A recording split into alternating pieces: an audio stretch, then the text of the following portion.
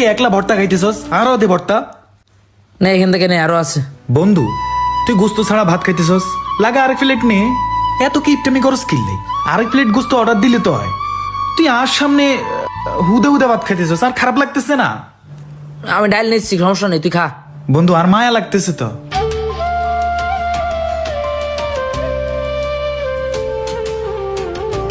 তোর মায়া আছে, যাক শুনে খুব খুশি হলাম। তোর ভিতরেও মানবতা আছে। শোন, আমি তোরা কিছু কথা বোঝাই। এখানে এসে 3 জনের 3 প্লেট গোস্ত নিচ্ছি। তোরাই মেসে আফসোস করতেছিলি যে অনেকদিন ভালো মন্দ খাস নাই। আমার শুনে খারাপ লাগছিল, তাই তোকে নিয়ে আসলাম খাইতে।